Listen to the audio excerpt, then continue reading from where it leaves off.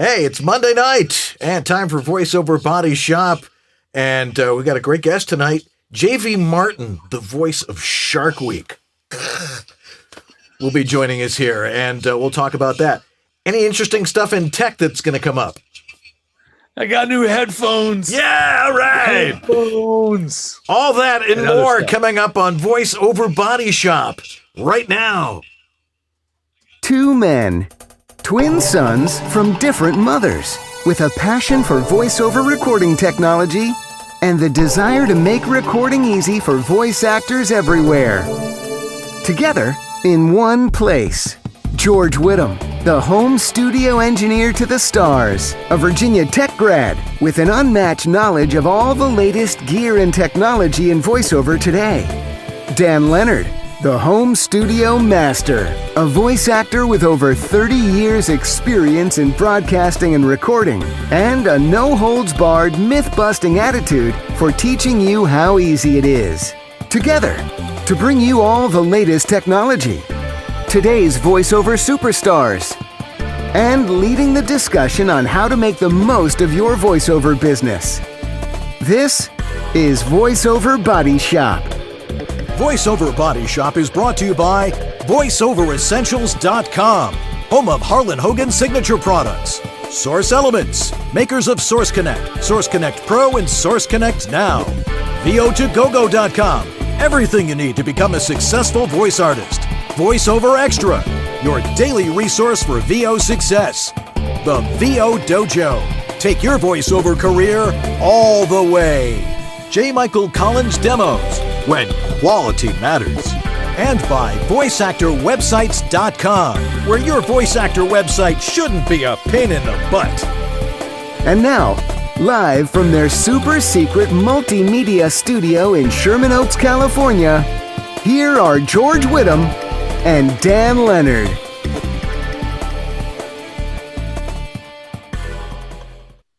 Good evening. I'm Dan Leonard. And I'm George Whittam. And this is VoiceOver Body Shop. or VOBS. All righty. Welcome to the show. Well, as you can see, George is not here with us tonight. He is where you're in Boulder, Colorado once again. I love it here. I love it here. I love Boulder, Colorado, especially since I'm here with my lovely girlfriend, Maxine Dunn, out here. And the weather's been fantastic. I was riding my bike today in shorts and T-shirts in Colorado. It was beautiful. Cool. Doing mountain biking up there, up in the Flatirons?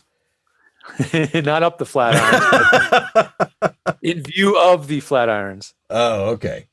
Well, that's cool. You know, biking's not my thing. But anyway, tonight on our show, this very show that you are watching right now, J.V. Martin's going to be our guest. We're going to talk about all the cool stuff that he does. You know, television production, but most known right now for the voice of Shark Week, which means he works 1 week every year. We'll talk about that. We should all be so lucky. But what a great gig. We'll talk about all sorts of cool stuff with him. We got a few tech things we want to cover. If you've got a tech question for us, that's us, right? Okay, right. If you got a tech question for us, all you have to do is, if you're in the chat room, and I can see there's lots of you in there, throw your tech question in there. If you're having a problem with your studio or something, that's why George and I are here. We're happy to talk about that stuff. Jack Daniel, our social media manager, mogul, maven, slave for the time being, will be relaying that information to us. So feel free to do that. And what else are we going to talk about? Well, we'll find something. But right now,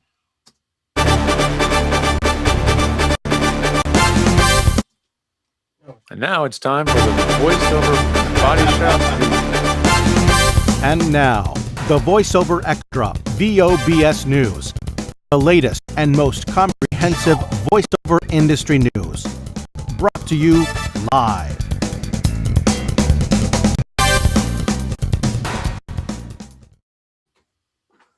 All right, it's November 20th. Here's the VoiceOver Extra News. Thanksgiving gift. Here we go with the holidays, and we're thinking of all the wonderful things we'll experience in the days ahead. But also, the inevitable stress. So it's appropriate and appreciated in this week of Thanksgiving to hear from voiceover pro Christy Bowen about how to reduce the stress, and in fact, how to enhance our personal and business lives.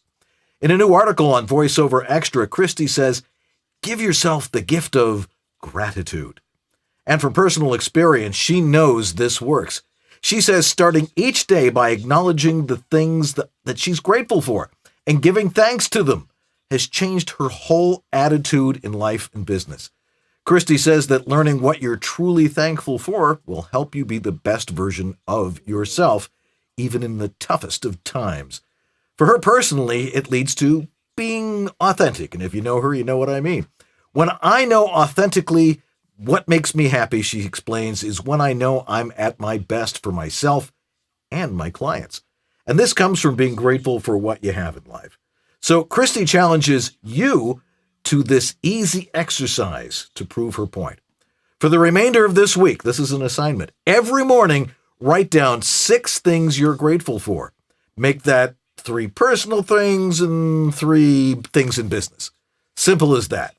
Then, after this week, see if your attitude hasn't changed, hopefully for the better. Thanks, Christy. We're thankful for you and this advice. And we wish everyone out in VOBS land a very happy Thanksgiving. P.S. Check out the details in Christy's article and hundreds more now at voiceoverextra.com, your daily resource for voiceover success. All righty. Boy, Anything the lighting about in here positivity is is good to me. Yes, it's an interesting time of the year. See, I remember it was the Christmas music at our radio station would start right after Thanksgiving. Then it was right before Thanksgiving. Then it was right after Halloween. Yes. God, That is the way things are going. And stress comes to a fever pitch around this time of year. And that's without what's going on in the rest of the world and on the news. So yeah, I mean, lot, so it's going to be a stressful couple of weeks here. So just keep in mind what's important in your life and, count your blessings. I actually have an app on my phone. A Count Your Blessings app? Kinda. It's a gratitude app. And it reminds me every single day to post something that I am grateful for. It's called Gratus, Gratus. Okay. And I like it because it just it reminds me to say something I'm grateful for. And that's all it is. And it stores them and it will show you a different one every day just to remind you of what you've been grateful for in the past. So yeah, that's something that works. It's a little something that helps get me through these tough times, these crazy times we're in. Yeah. Well, if the things have bottomed out, there's only one place to go. So that's right. Anyway, so you got a new pair of headphones, don't you? Now, how many pairs of headphones do you have, for starters? I don't really know, actually. I'm going to guess somewhere between 15 and 20 headphones, somewhere around there. But my excuse for getting these headphones is I've had a pair of Bluetooth headphones that I've liked using for quite some time. I bring them on the plane, but they don't keep background noise out. And recently I've noticed an increase in tinnitus in my ears. And it might also be an inner ear issue that I'm dealing with that I'm going to have checked out tomorrow, actually, at the clinic. But nonetheless, I've had some ear issues, and I figure one of the issues is listening to my headphones too loud. If you're on an airplane and you're listening on headphones that don't seal out the background noise or cancel it out, chances are you're running your headphones too loud, and that could be damaging your hearing. What? So I justified my purchase by buying these headphones that are noise canceling. And the thing is, you probably have or have seen people wearing those Bose noise canceling headphones on the plane. They're fine. They work well. They're the gold standard for noise canceling. The problem is they're Bose headphones, which basically means they don't sound accurate. They don't sound like a studio monitor. They sound kind of bass heavy, and they're just not good for studio use. So what's awesome about these are the Sennheiser HD 4.50 BTNC. And there actually is a rhyme for there actually is a reason for that model. Bluetooth BT NC for noise canceling, Bluetooth noise canceling headphones. And why I like these is because these can serve a couple of jobs. First of all, they're awesome Bluetooth headphones. They sound amazing because they use the aptX audio codec, which if you're using Bluetooth and you want to use it for anything serious or listening to, quality audio, it has to have this. It's part of the Bluetooth 4.0 spec. So you want to look for that in Bluetooth. These have it. They're also noise canceling, which is really awesome on the plane. It just sends you to your happy place. And I love that about them. I mean, noise canceling is around for a long time, but these do it pretty nicely. I find them comfortable. The ear cups aren't that big, so some of you may find these encroaching on their ears too much and maybe a little too small. But if you have like a medium-sized or small-sized head or ears, these things fit beautifully. They really feel amazing. So that's important too. Very comfortable to wear. But the other thing is that they have a hardwired headphone cable as well. So you can plug this in, and now you can use these as regular old passive analog headphones for recordings, playback, whatever. So when you're traveling, you're doing recording on the road, you don't have to have your Bluetooth headphones for the working out or the noise canceling headphones for the airplane, and then the headphones you use when you're editing your voiceover. This is one pair of headphones that can really do all of that stuff because they sound very accurate and clean, and they sound great. Yep. Bonus is with them plugged in, you can turn the noise canceling on and off as well. So you can use them plugged in with noise canceling or without. I found that once you kicked on noise canceling, the volume in the headphones went up, maybe 40%. They went up quite a lot. So they can get quite loud, actually, louder than you would possibly need. So anyway, if you're looking for something a little on the pricey side, but for Bluetooth, all those features and noise canceling, around $200 is actually a pretty good price. And for me, it was an impulse buy, but they may not go back. They may have drop to them off on the way home. Yeah. Yeah. So those are the cans. All then right. the next thing I had to talk about real quick was the Apogee Mic. The Apogee Mic. Yes. Apogee put out a press release email and they said we have a new mic. It's the Mic Plus. And obviously they were seeing everybody else releasing USB mics with headphone jacks that have zero latency monitoring, and they didn't want to be left out. So now they have it.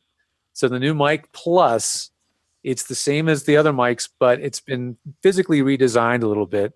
I don't know if Andrew managed to get a link to that or not, or a picture of it, but it's a new version of the same mic. It's very compact, still has that awesome sound quality, and zero latency monitoring in your headphones, which for folks that really have to be able to hear themselves is obviously pretty important. And that's nice. It also allows you to mute the microphone right from the front of the mic. So if you want to cough or swear, you can mute the microphone right on the front. So it looks like they've looked at what others were doing, like Blue, and deciding we want those features in our mic. And so they've added the same things into their product. And there it is. Yep. Well, at least that's the page. Plus. You don't have the picture of the mic in there. Slide it over a little bit. But the Apogee Mic Plus is it's a reasonably priced USB mic. I thought it was going to go up a lot in price to probably $300, but they're keeping it at $250. Wow, it's the original price. Pretty good. Yeah, that's pretty close to what the original one was when it came out. So I have to say I'm impressed with it. A lot of people have good luck with it. Other people find the Apogee mic difficult to use. It's just another condenser mic. You got to have the right technique to use it. It's easy to pop because it's so tiny, but it sounds great.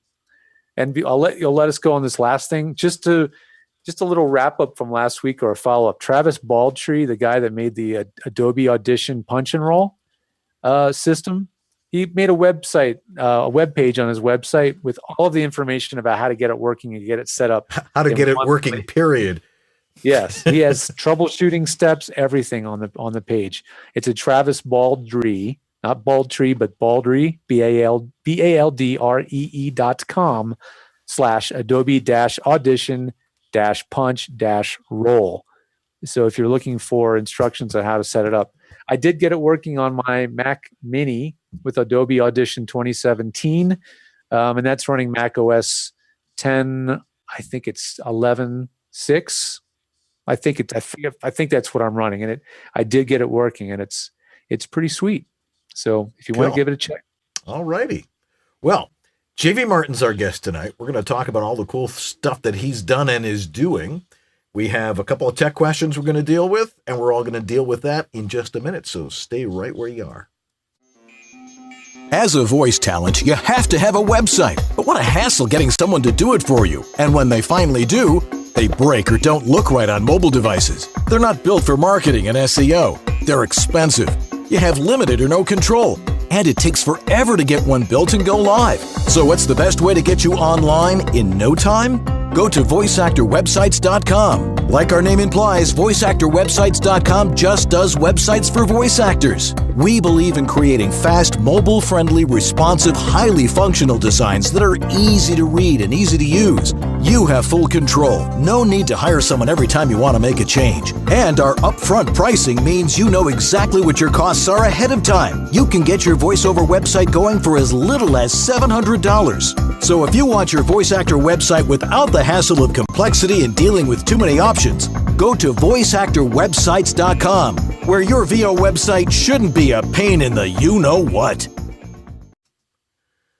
The one voiceover question no one wants to talk about is, what's your booking rate? And the reason is, no one books as much as they really want. You audition all the time, and your booking rate is never high enough, and you have no clue what to do about it. Well, I've got some great news. On December 4th, VO2GoGo is going to help you change all that. David H. Lawrence XVII is going to offer a free class starting on 12/4 called the VO Booking Blueprint. He'll share with you 8 ways to increase your booking rate and how to do so instantly. It's always been a big elephant in the room. How much are you booking? How much money are you making? Is it all worth it? How would you like to raise the bar on all of that? Stay tuned. VO2GoGo will have some great training for you on how to up your game with the VO Booking Blueprint. It's all coming December 4th, all from VO2GoGo.com. Everything you need to be a successful voiceover artist. In a world of audio, 2 men knew what they were doing, or at least they have you convinced. They put the BS in VOBS.TV. Is George there somewhere? No, he's not. Oh, well, I guess I'm on my own here for a bit until we figure that out. So we had a couple of questions, and let's see, what was the first question? I've got a question here from Nate Carlson, Dr. Nate Carlson, of course. Love your show, rarely get to see it live, but almost always check it out on YouTube on Tuesdays. All right. I use my voiceover studio several days a week, but not every day. I used to work for radio stations that would leave all their equipment powered on 24/7, even in production rooms that weren't being used all the time or overnight. Is there any technical basis for leaving equipment powered on 24/7? Is that related to older tube equipment that required a warm-up time to sound the best? I restart my computer every day and also cycle my router off and on prior to important remote sessions. Should I turn all the gear off, monitor, speakers, interface with phantom power, headphone amps, etc., when I'm not going to use it for hours or days at a time? Thank you. And quit apologizing for geeking out. It's my favorite part of your show. Well, thanks, Nate. I think George is back. That I am. All right. Let's get him in there. Lost internet at this end, so now I'm using a mobile hotspot. Yes. By Verizon LTE. So go Verizon. All right. Well. So you were answering a question. I heard you on the air on the speakers, so I knew you were still on the air. Yes. Nate Carlson was asking about a question about turning off gear. Right, turning off gear. Right. Do you turn off gear? You know, my philosophy is, if you feel like it. You know, I usually leave my stuff on, and it's been on. I'll reboot my computer. That's something I'll do. I'll always turn my computer off when I go to bed and stuff like that. And but everything else, the board is always on. Everything's usually on in here, and it sounds fine. What's your thoughts on that? I think rebooting your computer, while none of us probably actually do it, even though we know we're supposed to, is a really, really good idea. So if you don't shut it off at night, at least reboot it in the morning so it's got a fresh startup. It's a really good protocol to have. Yeah. Other than that, the rest of the equipment in your studio depends. If you don't have some of us don't have very complicated studios, so the only thing that needs power is the audio interface, say like a Scarlett 2i2, and it gets its power from the computer. So when you shut the computer off, it turns off. And there's not much else to turn off. But if you've got more equipment like speakers, a mixing console, frankly, I just kind of tend to leave that stuff on. In my home, in my personal studio at home, my equipment is on all of the time. Yeah. And I know it's not the most economical electricity wise, but I just turning things on and off in the right sequence so you don't pop the speakers and all that. It can be a lot to turn it on and off all the time. So I tend to leave my equipment turned on for the most part. Yeah. And what about it? People worry about power surges and stuff like that because sometimes with a lightning strike or something along those lines, if your stuff is on, it could possibly or potentially be damaged. It's true. I mean, you really should have off or on, your stuff could be damaged. That's the truth of it. So you want to have it at the very, very least a surge suppression power strip, not just the cheesy little one with a little button on the side. It doesn't mean it's surge suppressing. Make sure it actually has surge suppression.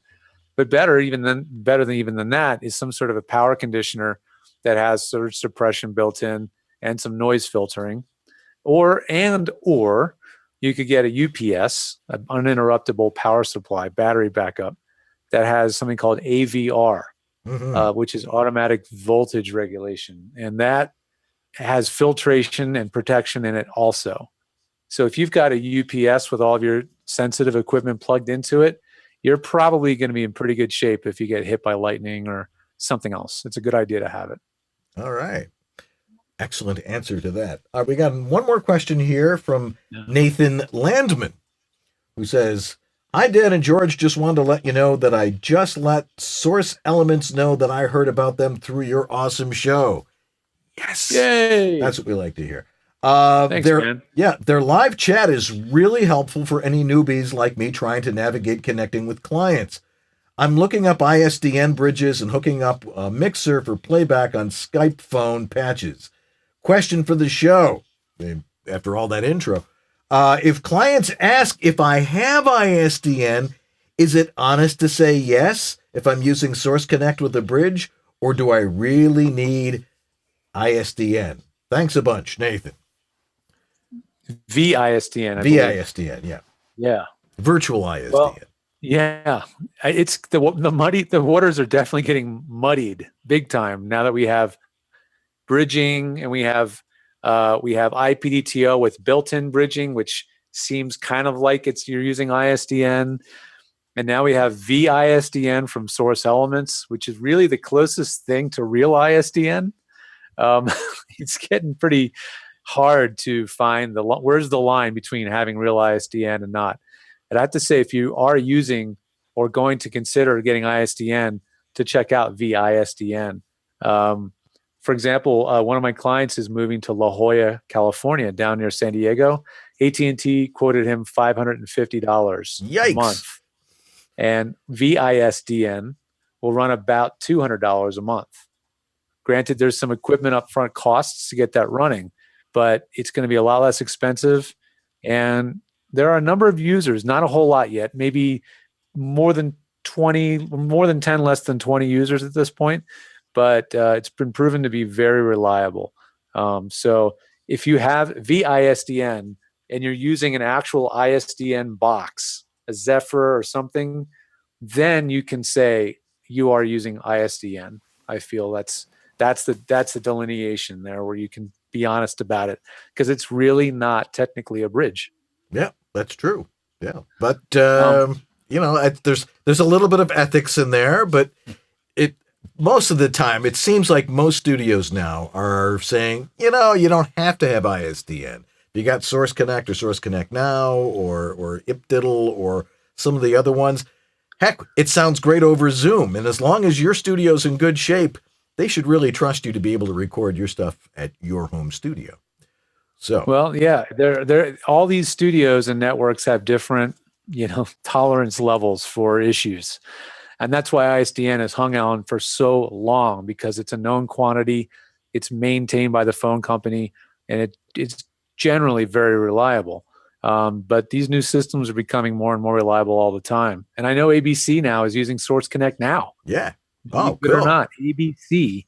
CBS, I know, uses Source Connect, so it's being used by the big boys. All right, well, that's good. Actually, I had another question that I saw in the chat room. I got a note here handed to me. The last segment, I was talking about the noise canceling. Someone wants to know what's the price point on those, because I think the audio cut out when I said how much you spend on those. They're a little spendy if you're not used to spending real money on headphones for $200. But that was $200 at Brookstone. So they're not exactly known for super deals. No, they're really not. When is there a sale at Brookstone? Man, they do have clearance stuff sometimes, but I will say that I checked their price against Amazon, because that's what I do. I always have my Amazon app, and the Amazon price was like $8 less.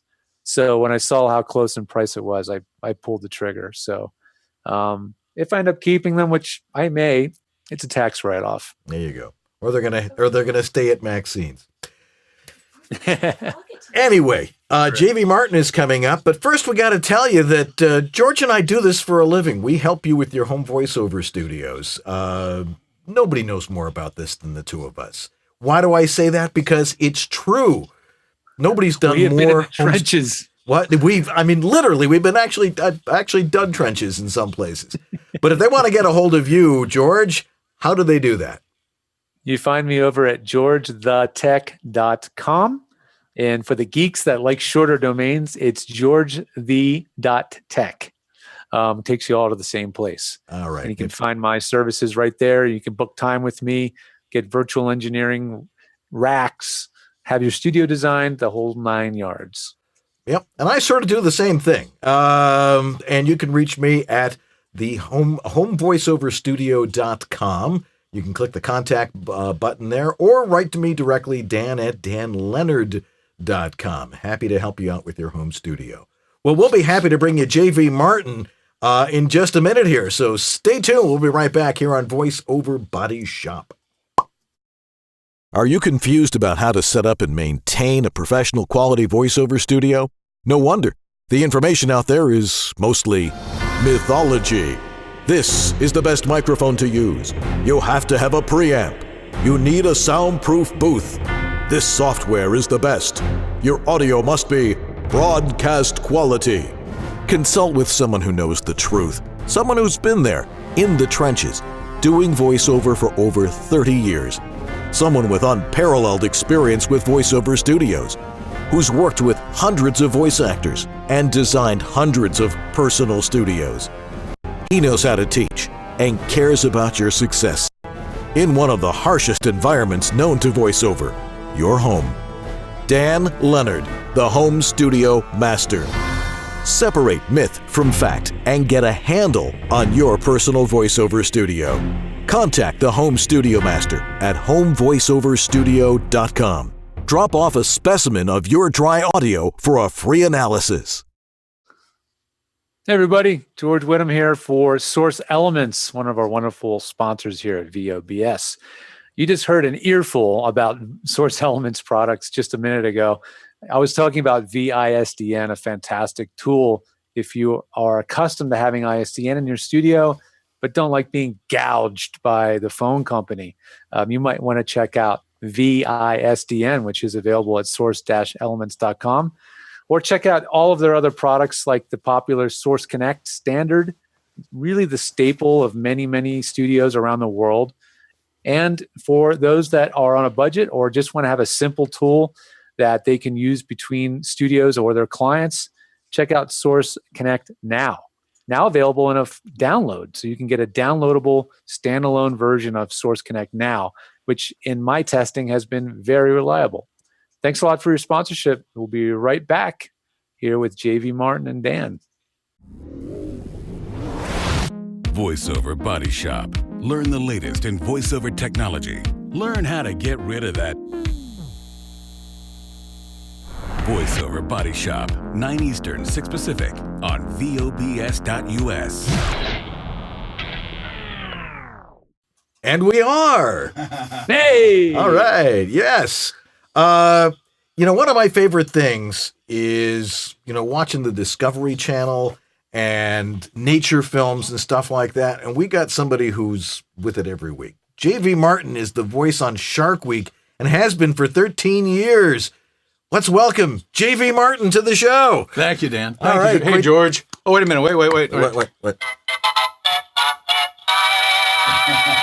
All right. Sound effects courtesy of my buddy Andrew Heil. Oh, outstanding. Well, welcome to our show. Thank you very much for having me. I appreciate it. Looking forward to having you on for some time. Yeah. Shark Week. Yes. Let's cover that so we can get that out of the way. Okay. What's it like working on that? And is it just 1 week a year? Or? Yeah. It's I do 1 hour during 1 week a year. Actually, a couple of years I did 2 shows, but it's everybody knows Shark Week. Yeah. You say Shark. Well, that's the way you promoted me. It's right. The voice of Shark Week, and I have to tell you, I was telling you before, George, you didn't hear this. Some company recently did a promotional thing for Shark Week and handed out these foam fin hats.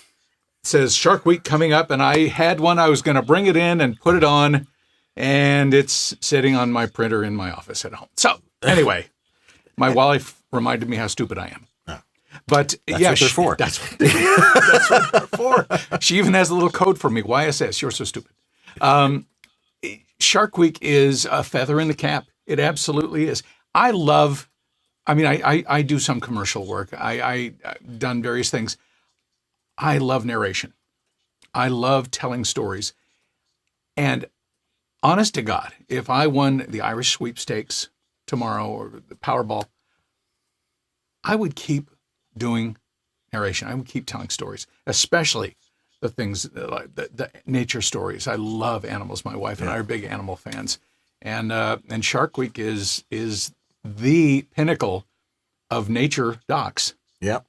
Yeah, and we got a lot of sharks here in Southern California. Yes, too. we do. there's been quite a plethora of them out. If they're out in Santa Monica or in South Bay or something along those lines.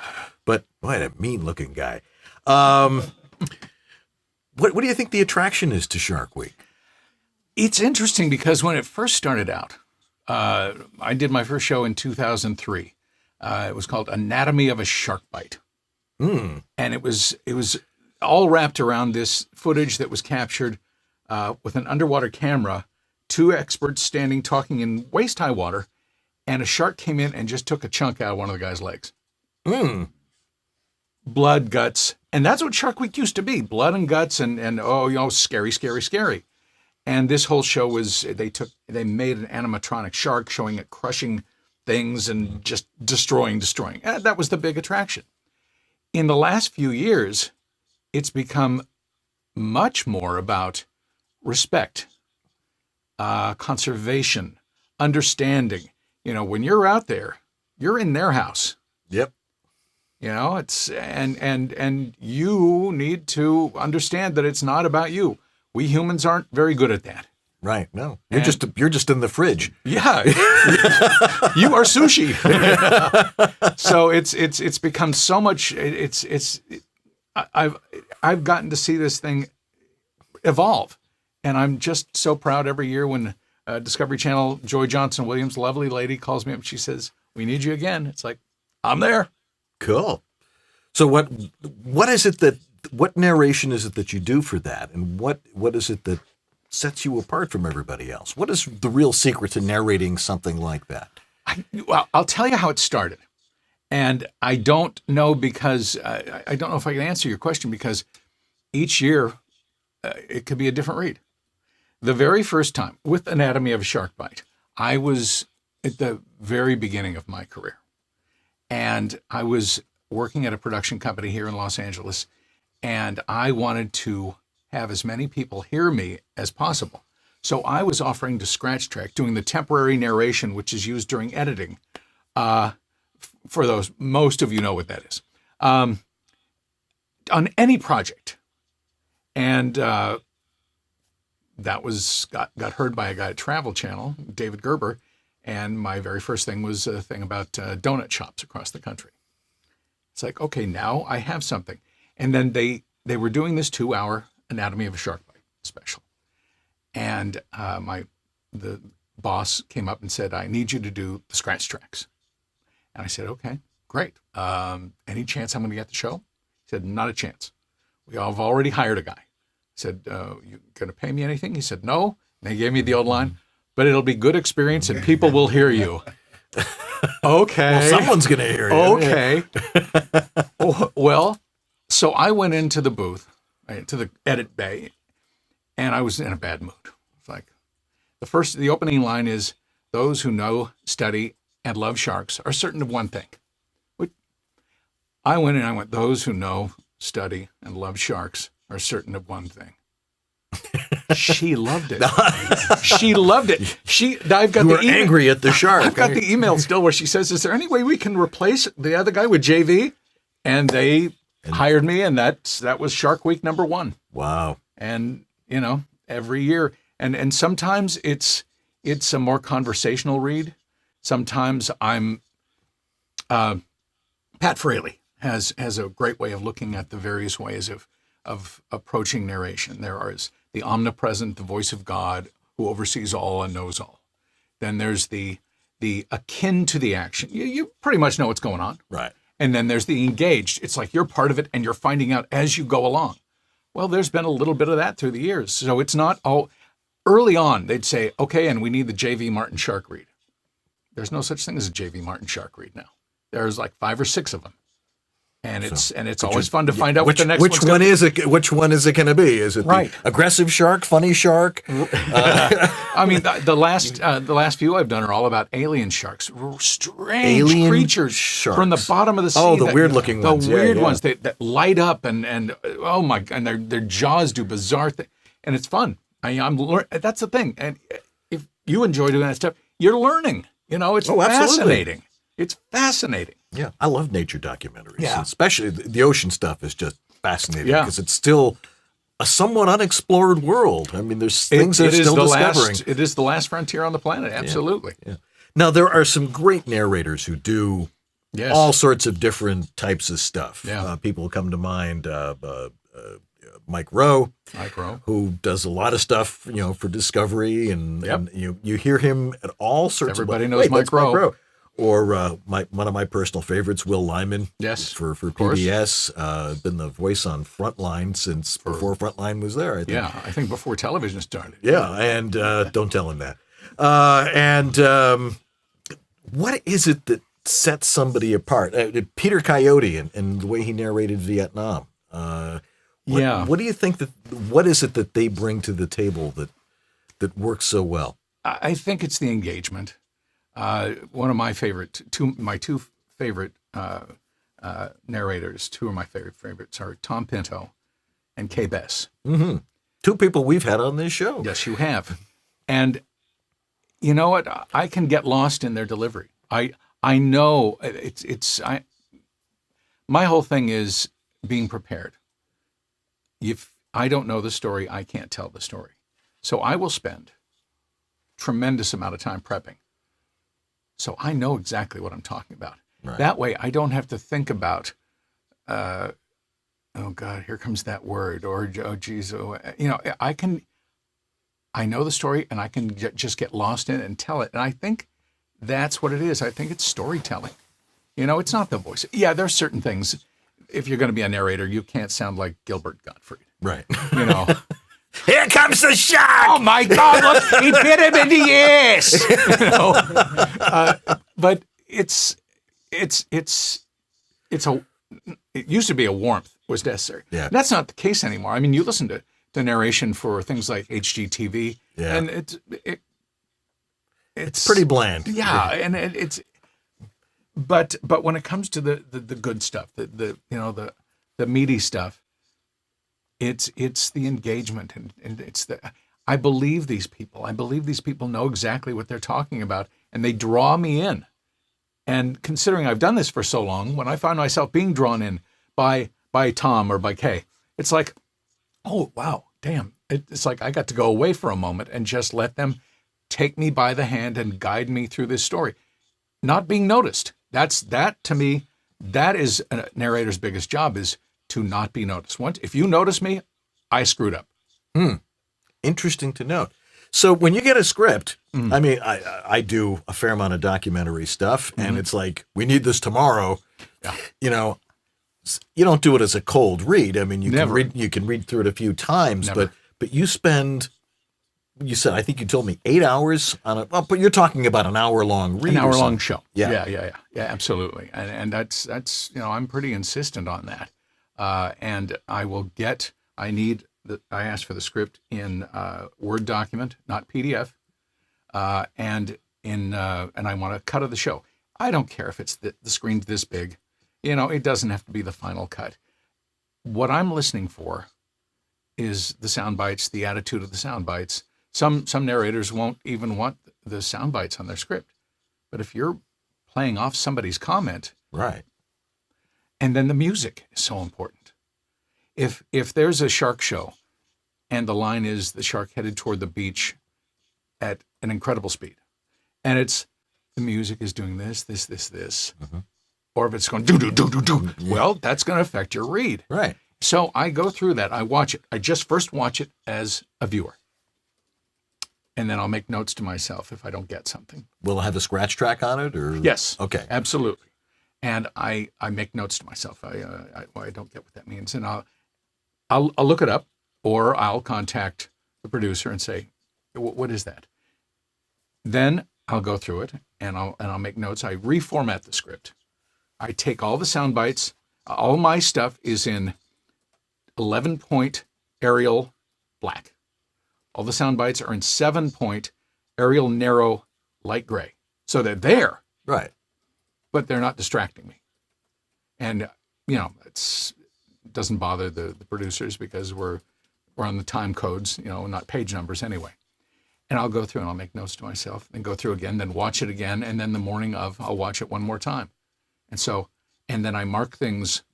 If there's a difficult word, a foreign word, or a scientific word, I mark it in yellow highlighter. We're going to a transition. That's a little blue star. Music, notes in blue. Green, if I have a question. Red means heading toward the break. All these different things. I can look at any spot anywhere in that script and know exactly where I am. So I can just concentrate on my performance. How long does it usually take you to record that when you go in? Now, are you recording this at home in your home studio? Much more so now. Yeah. Much more so. I miss the days of going to like Tree Falls and having lunch catered and, and not having to run the machine and not having to upload the files. Right. But what was the question again? Well, you're doing this. How long does it take to record? If you're doing it by yourself or if you're in the studio. No, being directed? I am being directed. Yeah. It's an hour show, 45 minutes to an hour. Especially if it's something like for 5 years I've done an investigation discovery series called Ice Cold Killers. Mm-hmm. Well, after 5 years, or I did 5 years of mega disasters on History Channel.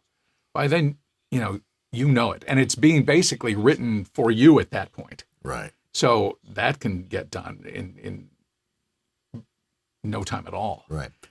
But I did a fabulous, wonderful show. Oh my God, I loved it so much. I love them all. Love them all.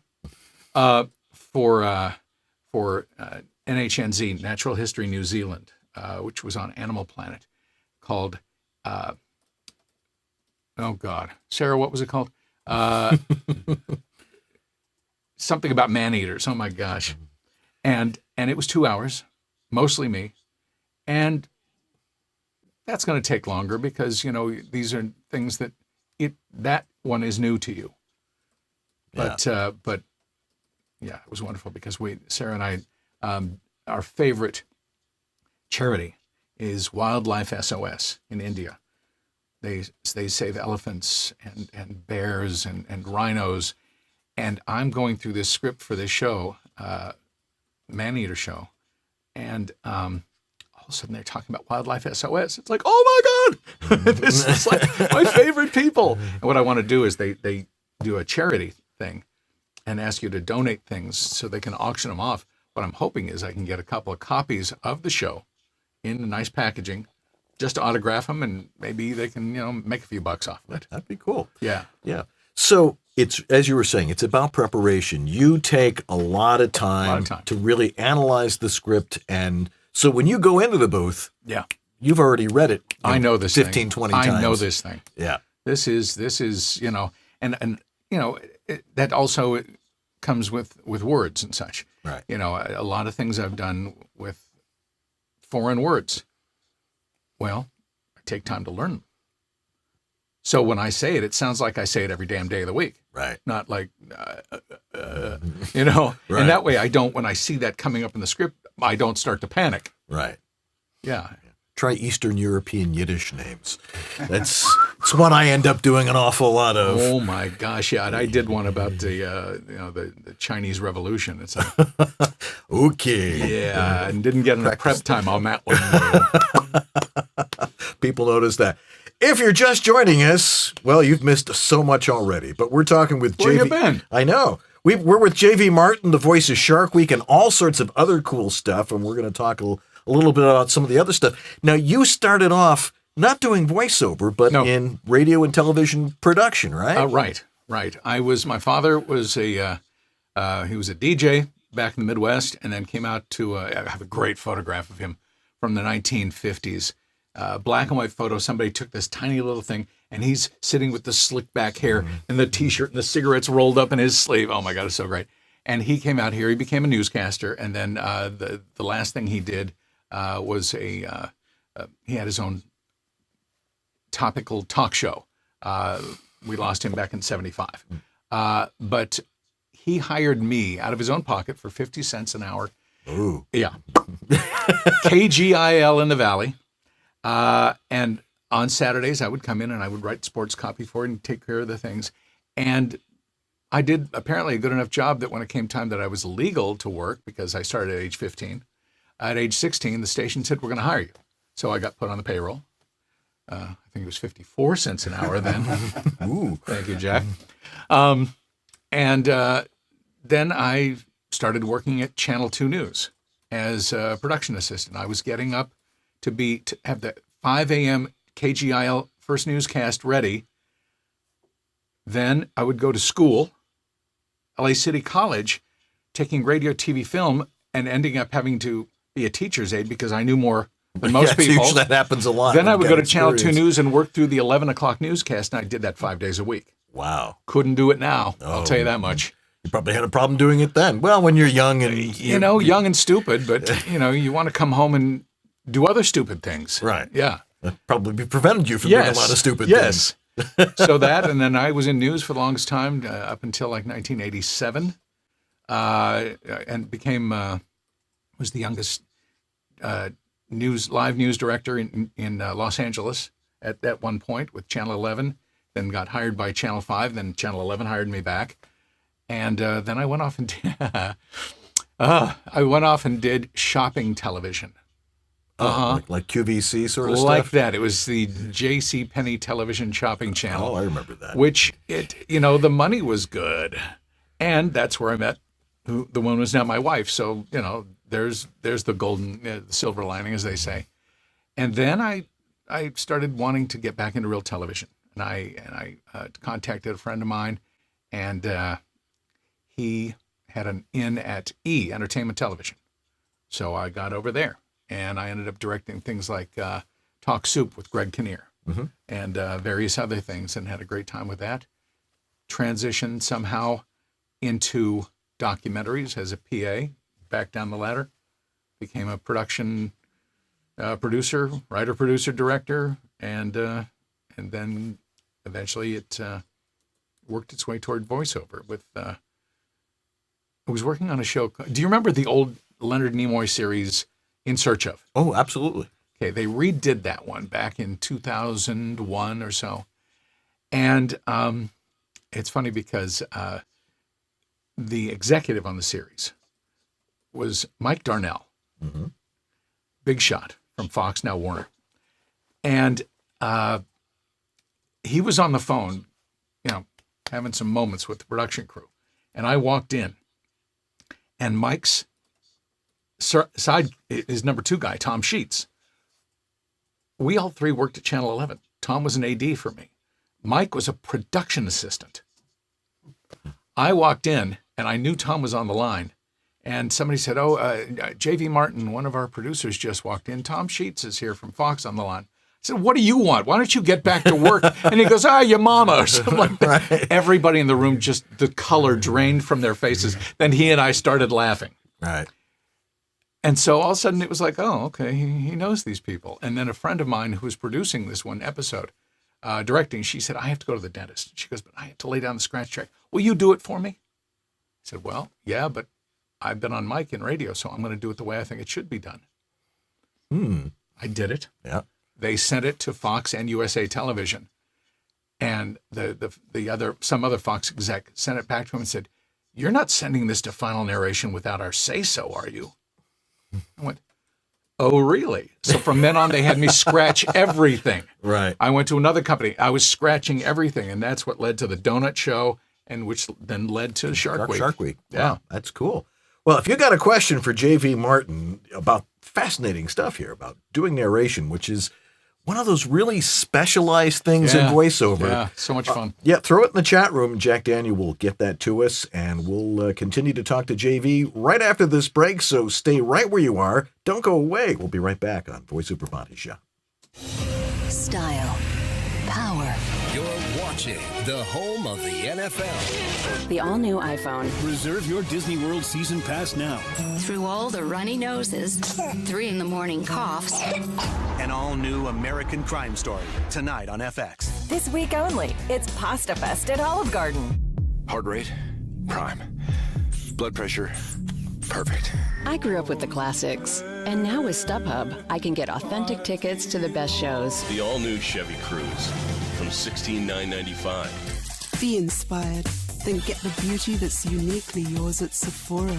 This week at Home Depot, it's our Garden Fest sale with up to 30% off all garden tools, sod, and seeds. Hi, it's J. Michael Collins, and these are just a few examples of the first-class demos my team and I are producing. If you'd like to have something similar, visit jmcvoiceover.com and click on the Demo Production tab to find out more. Hey, why wait? Get Black Friday prices now. No need to wait. Avoid the rush and save up to $100 on some of their best-loved products over at voiceoveressentials.com. Now, this includes our world-renowned Portabooths, which are on sale only once a year. You can buy them all year, but they're on sale for great prices just this time of year. Here's what you do. Just enter this code, BLKF, Black Friday, 2017, BLKF 2017 in the promo code field in your shopping cart and click the Submit Promo Code button. And you'll find all sorts of great deals at voiceoveressentials.com. Harlan Hogan has assembled the greatest array of voiceover products out there, like the Portabooths and the especially the voiceover sign, which will save your marriage because people will know you're busy, you're recording. Or the VO1A microphone, or the Harlan Hogan Signature Series headphones. George has those too amongst his huge collection. But if you want to get the best stuff at the best price, now is the time to do it. Over at voiceoveressentials.com. All you got to do to get there, you don't even have to type it in. All you got to do is go to the bottom of the page that you're watching this very show on right now and click on the icon of the one and only Harlan Hogan talking into his Portabooth Pro. It'll take you right there and let the man himself know that you heard it on VOBS. And you guys must love it because he keeps sponsoring us every day. We're on the air. Over almost 300 episodes. Harlan, thanks a lot. And we'll be right back. Wow. This is VOBS? All right, and we are back. Oh, live TV. There's nothing like it. George, you there somewhere? Yes, I'm here. Okay, well, that's good. Well, have we been getting some questions from our audience? Before we get to some of those, you had a story about Charles Manson, who fortunately is now where he belongs. Right. Not that he didn't belong where he was in the first place. Yeah. Although I think he's the devil's probably going, oh, I don't know if I can handle this. Yeah. He's not in the good place. Right. Back in 2003, when I was still producing and just starting to dabble into the voiceover, we were approached to, at the same production company where I first started Shark Week, we were approached to start putting together a documentary on Manson. There is belief that there are other victims buried out in, I believe it was Death Valley. I think they were hanging out in Death Valley. I think so. And so we were starting to put some things together. We were going to get a special aircraft with special cameras that could maybe detect. I was amazed. I said, now, wait a minute. These are bodies that long ago. And they said, well, the decomposition will create enough heat to still have us see something. It's like, all right, great. That's so cool. And so I needed to talk to Charlie and as many of the members of the family as possible. Chuck. Yeah, right. Yeah. And so I wrote him a letter, and he wrote back. And I wrote him another letter, and he wrote back. And I brought a page from one of the letters. It is so disturbing to read him. The ramblings are just you want to scratch and then go take a shower. Yeah. And we wanted so much to interview him. I mean, what a get that would have been. Unfortunately, at Cochrane prison where he was, the policy was if you want to interview a prisoner, you make a request. I want to interview a prisoner. You can't choose the prisoner. They just pick somebody at random. They pick somebody. So I'm going to do a Charles Manson documentary, and they're going to send me a guy who robbed a liquor store. So that sort of sunk the whole plan. Yeah. I think that was the big kibosh. I also wrote to Susan Atkins, who became Susan Atkins Whitehouse, who was like the head devil at the Tate LaBianca murders. And she wanted nothing to do with it. She very nicely typed out a letter and signed it saying, I will not participate in anything having to do with Charles Manson. Yeah. Guy only destroyed her life. Yeah. Boy. Yeah, I also have a letter from James Earl Ray, the guy who killed Martin Luther King. Yeah. So interesting. Oh. Yeah, you hold those things and you kind of go, ha. Yeah. But take them on Antiques Roadshow. Yeah, right. Yeah, especially listen now. on the open market might get. George, do we have some questions from our vast audience? Yes. Hey, George. We do. Hey, JV. How's it going, man? Good, man. Good to see you again. Good to see you. I need you to come out to flesh. fix something with my office, talking to my studio. I'll be back soon. We have a question about your studio coming up here, actually. Oh, okay. I think you guys are prepped for that. What you're using in the studio. But this one's from Jack Daniel right there in the studio. Wait a minute. Ironic that I'm asking familiar. it way over here. You talk about wanting to receive a cut of the show you're narrating, even if it's rough. Yes. But many scripts these days are read wild. In these cases, what is your process for preparing for and delivering a read?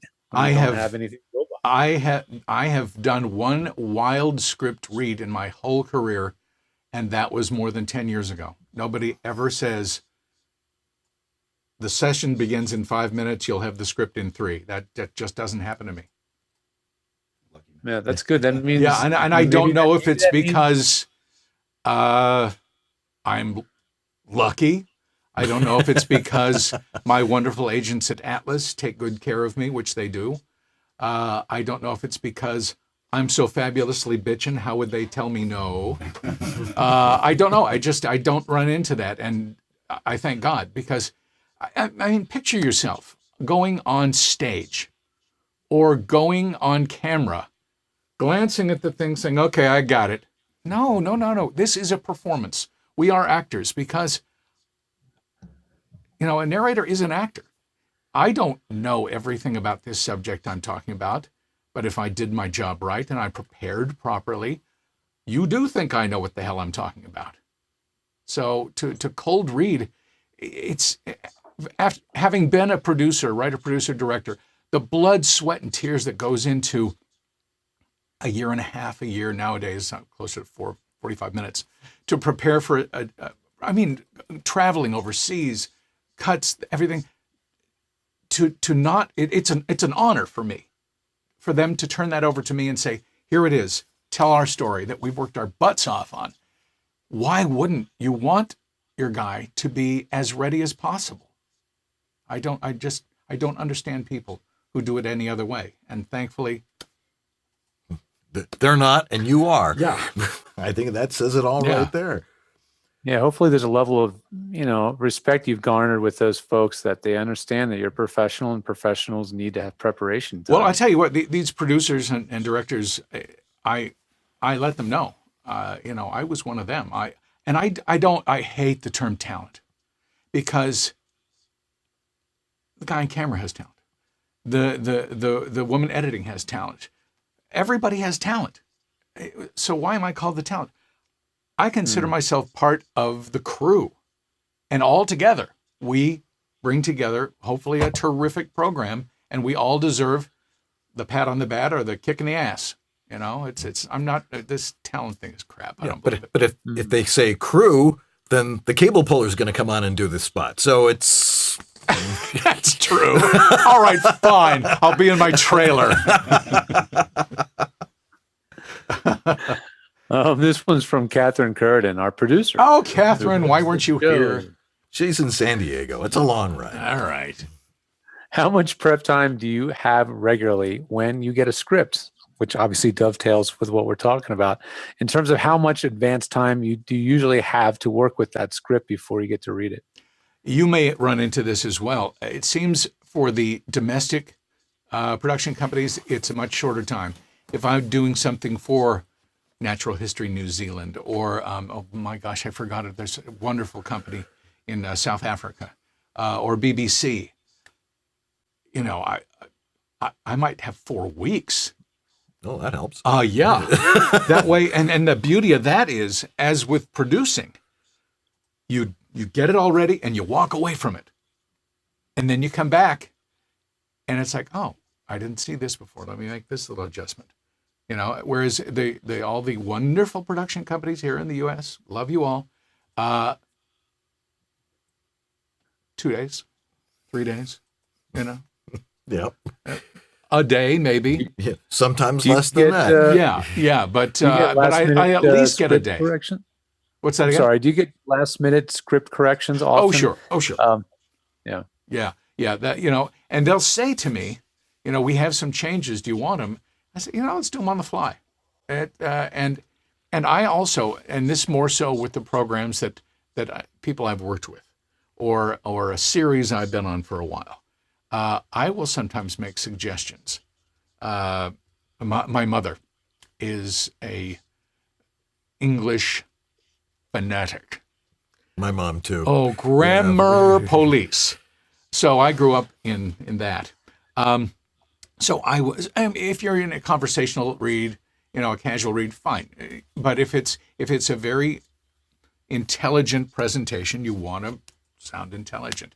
So I will read the line as written, and then I'll just say, and let me offer you an alternate, and I will read something the way that I think maybe is going to work better. And all with the approach that it's just to make everything better. I'm not looking to stand out. I want it to be the best show possible. And the majority of the time, I shall say, when I watch the show, my version is there. Excellent. Yeah. Cool.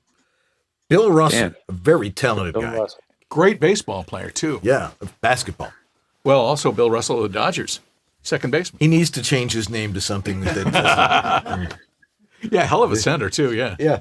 He asked, what was the silliest, stupidest paid gig you've ever done? Sounds like a question he would ask. Oh, man, do I want to take a chance saying this? Yes.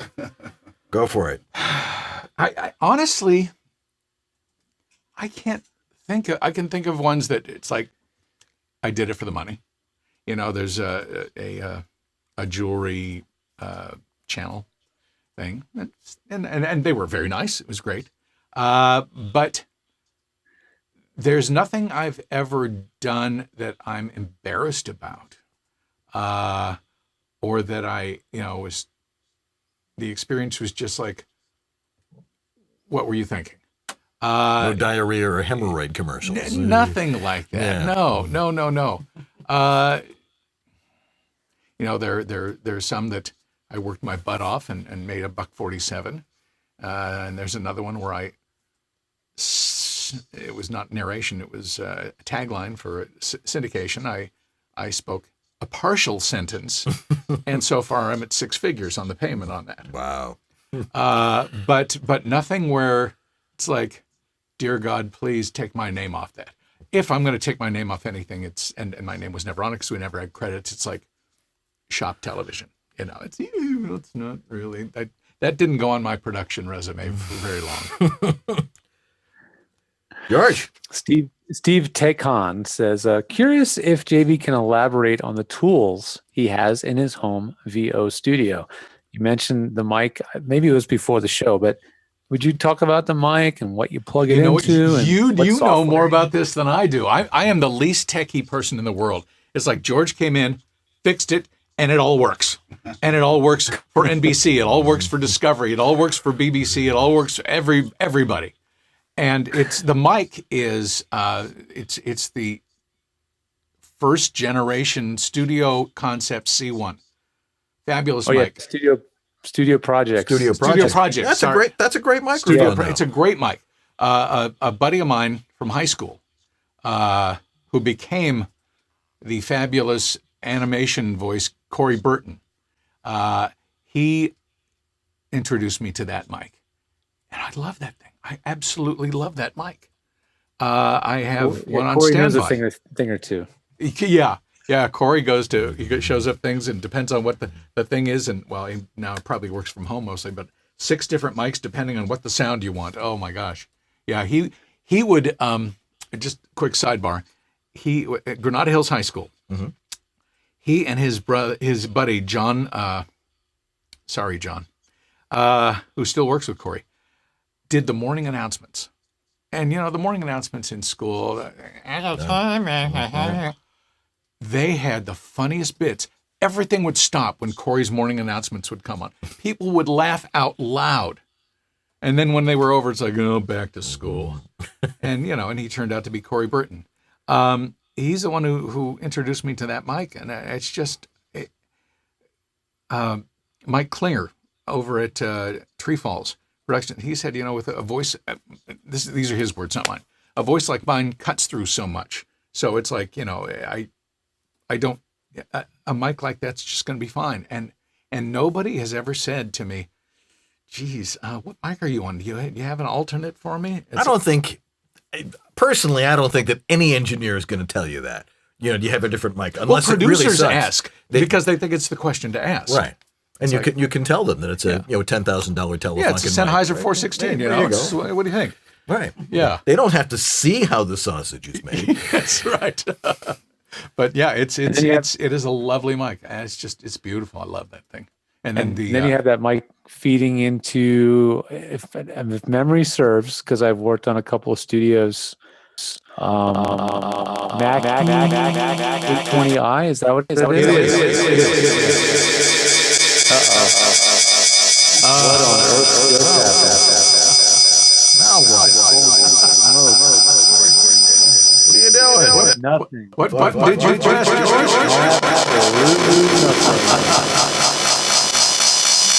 I'm trying to troubleshoot it right now. Want to fly like an eagle. Did I fix it? You did. But I don't see you. Okay, well, I know what happened. It is a Mackie, though. Yeah. I know what happened. I just don't know why it happened. Well, that's the par for the course tonight. Yeah, exactly. I lost my secondary monitor is actually what happened in the studio, which is where the Zoom feed is. So that's why you lost everything there, That'll Andrew. teach you to leave home base. Yeah. Yeah. It's always fun when George is away. While I vamp. But yeah, it's a Mackie. I think it's an 820i. It is a Mackie. That is correct. Yeah. Because I always think, I look at that and I think Mac the knife. Why? That's, yeah. Oh, the shark. Oh my God, the shark. That's it. And then, you were so smart. I've got the 6x8 foot vocal booth. George was smart enough to take that Mac Mini, put it on the outside, so it's always nice and cool. I've got the LED lights in there. It's like they can all stay on all day long, but I do turn mine off every night. And it's always comfortable in there. Cool.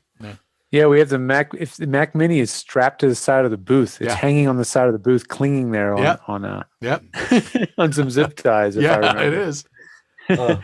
Are you using? It's been a while. I don't remember. Are you using any processing? Do you do a twisted wave stack or anything like that? Well, you set one up for me, and for whatever reason, the agency didn't like it, so I haven't been using it.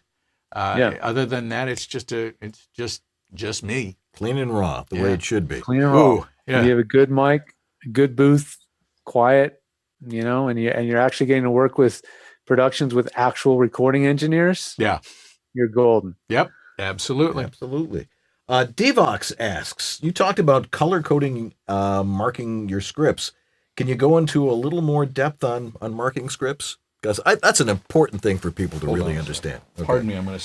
You just happen to have some with you. I did, just in case. Where do Andrew, you want me to play to this mic? This camera play right to here. This one right here? Okay, leaning in. See all these colors? Yeah, you can sort of see it. Yellow. Blues. Yellow tells me it's a word that's foreign or something, difficult.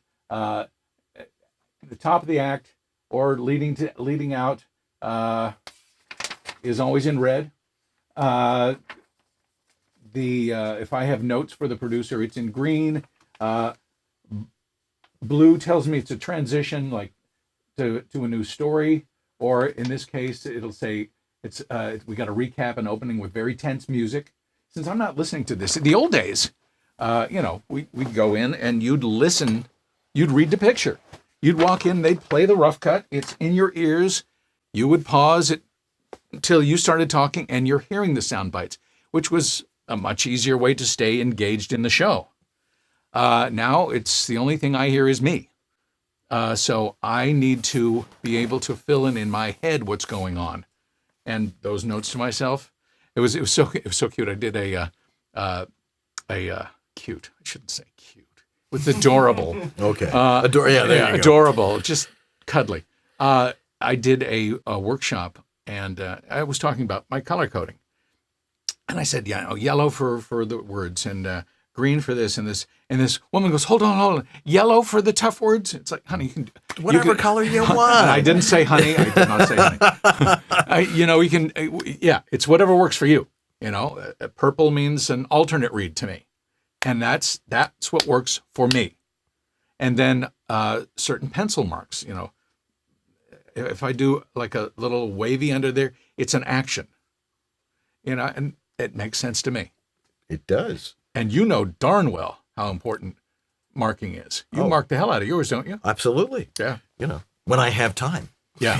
It's like, we need this yesterday. Yeah. Right. You're already late. Yeah. But if you do stuff for people all the time and they write stuff for you. Exactly. They know, you know what's going to happen. They're thinking like you are. Yeah. And that's always a great thing when that happens. You can almost anticipate what's going to come because they're simpatico. See. One last question from Maxine Dunn. You want to give that one out, George? Maxine Dunn. The famous Maxine Dunn. Yes, no problem. Thank you for this fantastic interview, Maxine asks. Kind of off the subject, but do you like to read actual books, I'm sure, or do you read books on a digital device? Are you a techno device guy, or do you like to read old school media? I don't. You know what? I don't read. Now, is Maxine referring to novels or any kind of tome? Anything. Do you like Maxine. To read? I am not a novel reader. I am not. I am an information sponge. I get on the computer and I'm going to website to website, find it in the news. I gotta know. And so nonfiction is my world. And almost everything I read is off a computer. But I have listened to one audiobook, which is, again, not a novel. It was about one of our current politicians pretty high up on the chain currently, and it was fascinating. But the unfortunate thing is, I listened to it while driving. Yeah, I started to get very angry. Yeah, that's not. And I was good. on my way to play golf. So I got to the golf course and I was hitting the crap out of the ball. But in general, the computer. I have the amount of bookmarks I have on Safari and Chrome is just it's stupid. Yeah. Well, JV, thank you so much Thank for you. being with us tonight. A pleasure. This was great, and it's always good to hear more about narration and some of the details to how to do it better. And we really appreciate you coming down. I love being here. It's nice to finally meet you. Nice to meet you. And of course, George found a way to avoid me, but that's fine. Not even. All righty, JV Martin, voice on Shark Week and all sorts of other stuff.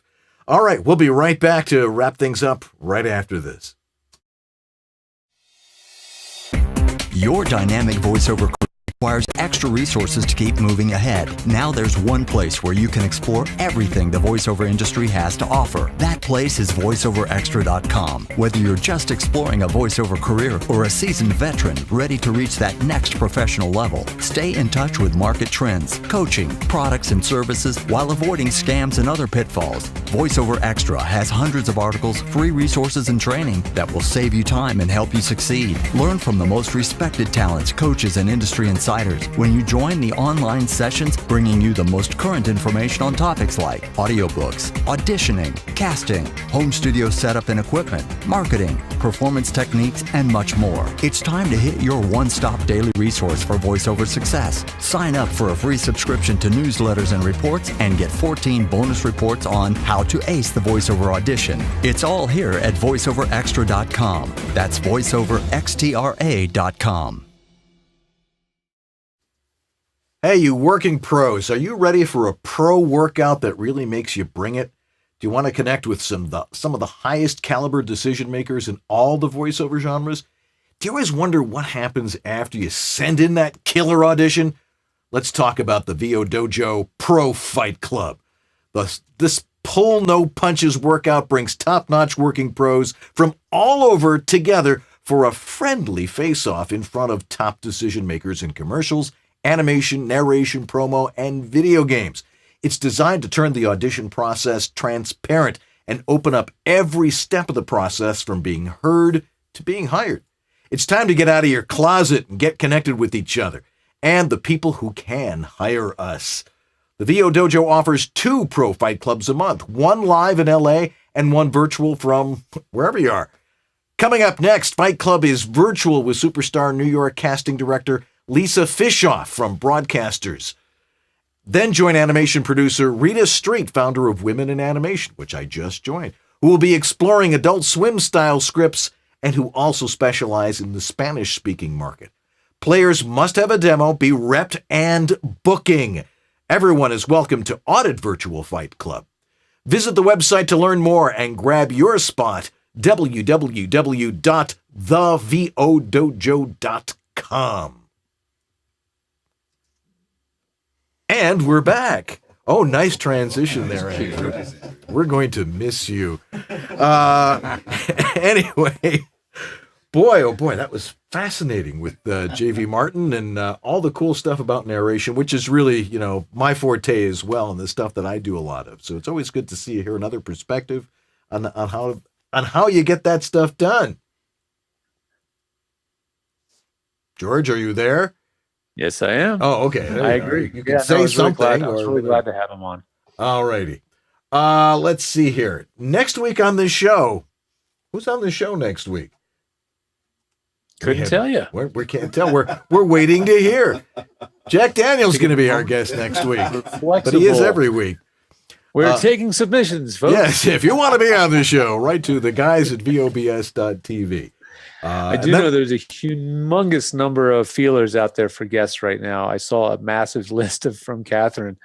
I think it's just that time of year where people are at a fever pitch with work and having a hard time getting away from work to come on. But rest assured, we will definitely have a guest for next week's show. It may even possibly be a roundtable. Oh, but we'll keep posted. We'll keep you posted all week long. Who are our donors of the week? Some of the donors we've gotten in this last week are from Shelly Avellino Voiceovers. Thanks, Shelly. Those of you who might remember, Shelly used to be one of the helpers with the chat room before she just, got too busy as a voice actor. She's a busy lady. Thomas Pinto. Hey, Tom Pinto, who is a regular watcher of this show. Yeah. Sarah Borges. Thank you. Christy Burns. Thank you, Christy. Eric Aragoni never misses an episode. Week after week. Thank you, sir. Trey Mosley, another one of our monthly regular subscribers. Antland Productions. We all know Uncle Roy. Still donating to the show. Thanks, man. Philip Sapir, another monthly subscribing donor. And what else came in the last week? Let's keep looking and scrolling. Jack DeGolia, he donates to the show and he works for the show. Jack, I don't even know what to say. Thank you. Andrew Kaufman. And I think the last one that came in that's it. That wraps up the list for donations in the last week. Thank you, everybody, for that little bit extra help that we get from you. It's so appreciated. Appreciate it. Absolutely. But we were just talking about Jack DeGolia. Does the show logs, everything, all the details are there when we post the video on YouTube tomorrow. And if there's a certain subject you want to, really look at it and hear again or see again, just check the time code on the show notes on the show log, and helps you out. We really appreciate Jack doing that for us. Let's see. You got a Black Friday deal going on yourself? Well, hey. It's that time of year. We got to do some deals. So I know what I'm going to do. I just haven't figured out how to yet because I've changed my shopping cart system. But do stay tuned. The best way to know what I'm going to do for a Black Friday deal, Cyber Monday, that whole shebang.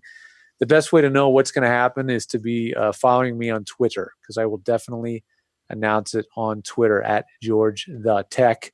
And if you're a Facebook friend of me on George, my George Tech Widom Facebook page, you'll also find out about it. But just stay tuned. I promise there'll be something worth your while. All right. If you want to be in our studio, all you got to do is write to us, the guys at VOBS.tv. We're also going to be having a New Year's Day late afternoon party here to celebrate our 300th episode.